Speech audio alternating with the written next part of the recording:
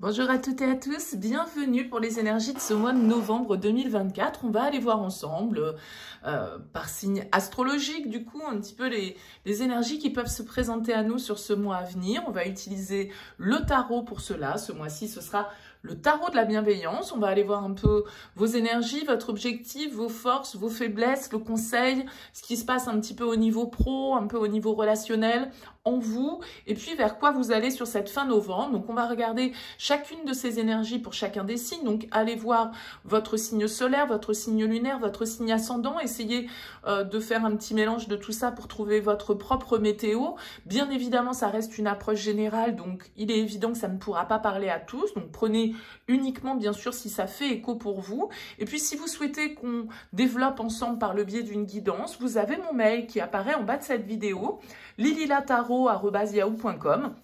Alors, je fais toujours une approche préalable avant notre première consultation pour voir si je cerne bien, on va dire, l'état actuel des choses, de votre situation. Donc, dans votre mail, vous me donnez uniquement prénom, date de naissance des personnes qui sont concernées, le domaine, c'est pro, c'est sentimental, c'est financier. Ne me posez pas de questions parce que souvent dans vos questions, il y a déjà des éléments de contexte. Donc, le but, c'est de partir d'une page vierge. Donc, voilà, donnez-moi le minimum d'éléments suffisants. Et puis, moi, après, bien sûr, je reviens vers vous pour vous expliquer comment je fonctionne, etc., etc. Voilà pour le préambule. On va donc commencer ces tirages. On se retrouve tout de suite.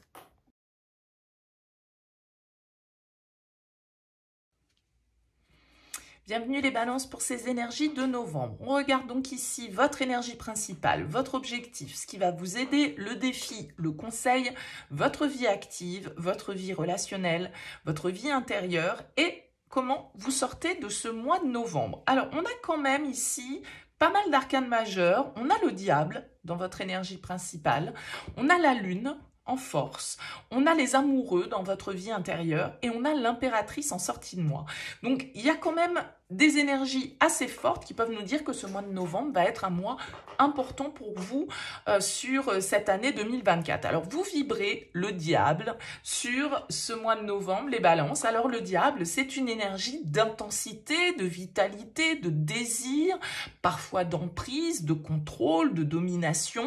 Ce sont aussi parfois notre besoin de liberté, notre besoin de nous émanciper de certains conditionnements, de certaines situations dans lesquelles on ne se sent pas libre. Hein. Il peut y avoir ce côté très liberté avec le diable, mais alors vous le voyez dans ce tirage, elle s'appelle la tentation. Donc la tentation, c'est aussi ce petit diablotin derrière notre épaule qui vient nous tirer un petit peu vers parfois des situations qui peuvent être toxiques ou qui peuvent être un petit peu nuisibles comme ça. Bon. Peut-être que vous avez un choix important à faire, des décisions ici importantes à prendre. Vous avez les amoureux dans votre vie intérieure. Peut-être que c'est en lien avec une relation, un partenariat. Les amoureux peuvent nous parler de ça, mais c'est avant toute chose dans le tarot une carte qui nous parle de choix, de devoir prendre la bonne décision, la décision du cœur. Alors ce diable, il pourrait nous indiquer une passion nouvelle, si c'est voilà un désir pour une personne, mais le diable, il pourrait aussi nous parler de chaîne, du fait qu'on ne se semble pas tout à fait libre d'agir. Bon, votre objectif, c'est le valet d'épée, le valet d'air. Donc le valet d'épée, c'est un valet qui a envie de comprendre, qui a envie d'avoir tous les éléments. C'est un petit peu le détective, entre guillemets, pour moi, du tarot. C'est celui qui doit aller chercher les réponses à ces questions. Il doit aller les trouver et utiliser les bons moyens pour les obtenir, soit en posant des questions, soit en allant rechercher certaines informations, en fouillant, en essayant de comprendre, en tout cas, une situation. Je pense qu'il y a une situation que vous percevez de manière un petit peu intuitive et vous allez la chercher, cette vérité, parce que cette vérité, pour moi, vous la percevez. Vous avez la lune en force et la lune ici, ce sont nos intuitions, c'est notre petite voix intérieure qui nous parle et c'est en force. Vous l'auriez eu en défi, je vous aurais dit, bon, je l'aurais interprété de manière différente. Pour moi, la lune en force, elle veut dire que nos émotions ne nous trompent pas, qu'on sait percevoir les choses clairement, même si elles paraissent confuses, même si elles sont dissimulées, même si on ne voit pas clairement les choses, on a un petit peu ce don d'aller comprendre, d'aller sonder l'insondable.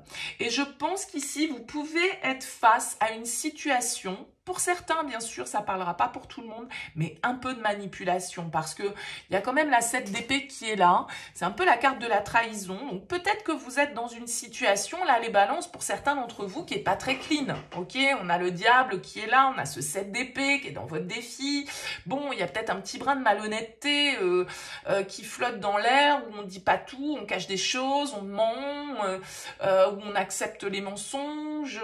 Bon, la lune nous dit qu'il va falloir sortir de l'ombre. Si c'est vous qui vous cachez, ou si c'est vous qui camouflez, entre guillemets, certaines choses, eh bien, il va être temps, sans doute, de révéler tout ça. Mais ça peut être aussi parce que vous percevez que quelqu'un vous manipule, que quelqu'un ne vous dit pas les choses clairement, et vous pouvez très bien le ressentir intuitivement. Vous avez, a priori, avec cette carte de la 10 d'épée en conseil, un cap à passer, une fin à décider. La 10 d'épée, c'est pas forcément toujours dans la joie et dans l'allégresse, mais c'est une épreuve qu'on doit dépasser. C'est une fin, un échec peut-être que l'on doit accepter, et puis vous le sentez peut-être. Le 7 d'épée pourrait nous indiquer que vous vous voilez la face dans une situation, vous ne voulez pas démordre de votre position sur une situation, un projet, une relation, et la 7 d'épée pourrait nous indiquer qu'on ne se confronte pas à la vérité, qu'on l'évite, alors qu'on la sait intuitivement, que notre petite voix intérieure, elle nous le dit. C'est ça aussi. Donc la 10 d'épée nous invite à dire, bon ben voilà, si vous êtes dans une situation qui peut, entre guillemets, sentir un peu la toxicité ou la dépendance ou la malhonnêteté, avec la 10 d'épée, on va trancher. On ne va pas rester dans cette ambiance éternellement. Ce qui est pourri, ce qui ne fonctionne pas, ce qui est terminé est terminé, ce qui doit être laissé derrière soi doit symboliquement mourir pour qu'on puisse laisser place à autre chose. C'est ça la 10 d'épée en conseil, c'est accepter une fin pour pouvoir laisser un nouveau jour se lever. Donc je ne sais pas dans quel domaine de votre vie cela se situe. Ça peut être aussi bien dans votre vie active que dans votre vie relationnelle. J'ai pas vraiment d'indicatif dans ce tirage qui pourrait me dire j'ai une énergie plus forte qu'une autre d'un côté ou de l'autre. En tout cas, dans votre vie active, vous êtes dans l'énergie du valet de denier. Donc c'est le page, enfin valet de terre, il s'appelle dans ce tarot-là, c'est le page de denier. C'est une carte qui invite à la prise d'initiative, à enclencher quelque chose de nouveau, à planter une nouvelle graine, à entreprendre de nouvelles choses, à se former à de nouvelles techniques, à de nouvelles manières de faire, à de nouvelles manières d'entreprendre. Il y a quand même une forme ici de collaboration qui ressort entre le valet de denier et ici ce 3 de denier qui ressort aussi dans votre vie relationnelle.